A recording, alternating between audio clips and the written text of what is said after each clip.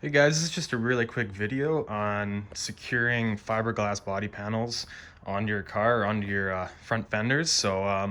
Yeah, I've seen it done a lot of different ways. Some people use self-tappers, zip ties, obviously, some quick release style fittings. But this is what I use, and this is kind of why I think it's decent for especially like a drift car. Just some perforated metal sheeting. It's got little holes in it and a riv nut put in it.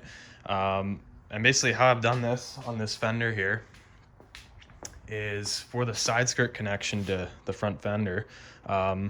You've got your backing plate on here with a rib nut in it. It's just a perforated plate and just epoxied in place. You could also glass this into place with fiberglass.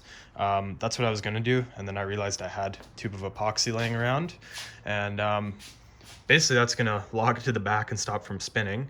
And the idea is, using this perforated plate, the epoxy or fiberglass, whatever you're using, is gonna seep through and lock it in so it can't spin. So flip this over here.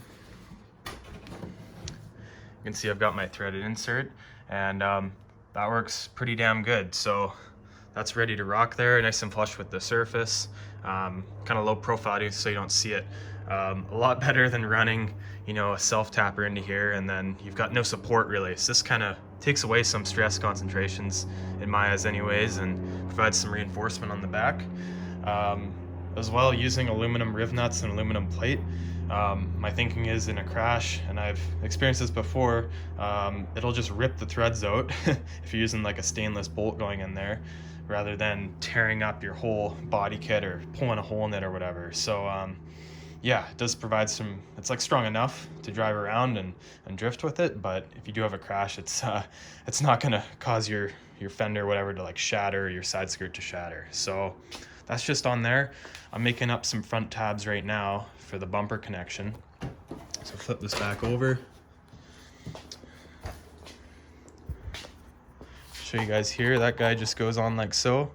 The surface being prepped with 60 grit, sanded down. That'll get epoxied in place. And then after, I can get it assembled on the car and lay out where my rib nut's gonna go. This is the epoxy I used, 3M Scotch Weld DP110. It says it's flexible, which is kind of true. After a few days of curing, it's a little bit like you can push your nail into it if you press really hard. But yeah, that's just what I had around. It's meant for fiberglass to metal and what have you. So I'm sure you could also use panel bond or fiberglass, like I was saying. And one thing I found was handy was I made this little spike on the lathe. It's just like an M6 by 1 bolt with the head cut off, and then turn this taper down so you got like a point. I'm sure you could do this with an angle grinder also. But when I was ready to mount the side skirts to the fender, I just screwed this into here, if I can get it to go. Screwed that in so I could basically put the side skirt on the car, press it against here, and that would mark on the back. You'd have a piece of tape on the back of the side skirt. That'd just do a nice little point, you know, where you want your hole to go. So found that a really accurate way to get the holes drilled and all lined up there. All right guys, so to show you this in action here, got that epoxy mixed up. Basically like clean the surface with wax and grease remover after it's sanded, and then you just push this in here. Just get that mounting point lined up with where we're trying to go. And you can kind of see here as you're pushing it in, that epoxy starts coming through. So I'm gonna push it in off camera and then basically epoxy over all this, and then we're just gonna leave it to set. So that's that epoxied in place. It's not the prettiest thing in the world, but you're not gonna see it. It's on the back side.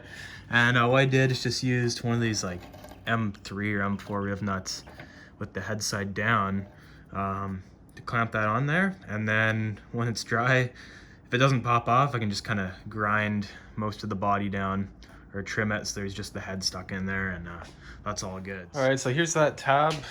Glue is cured, the epoxy's cured, and we got a little rib nut in there. So basically what I did is, from the kind of top of the bumper, I went 3/4 of an inch down and then 3/4 of an inch in from the edge to the center of that rib nut hole. So that matches up with kind of this tab here.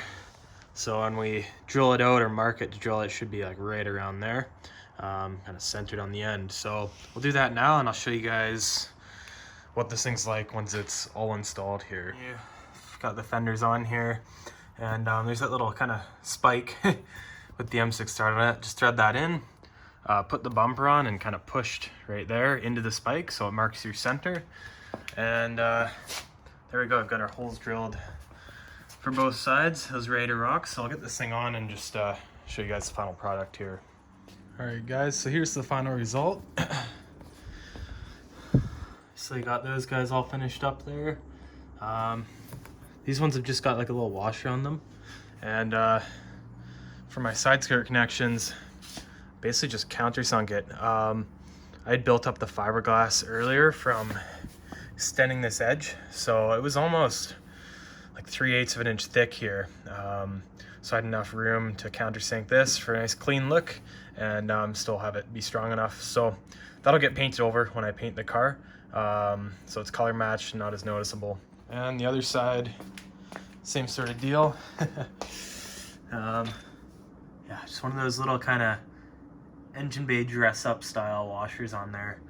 And yeah, again, just countersunk flush there. I have to countersink a little bit more, but it's kind of the idea. But yeah, thanks for watching, guys. I'll give an update once the bodywork's done anyways on it. God, it's been taking a while, but yeah, and I'll also be doing an update soon on the V-mount part 3. I actually finished the V-mount like over a year ago, and I've been driving on it. It's been working great, but I'll talk about kind of how it all turned out. So yeah, tune in for that later. Thanks, guys.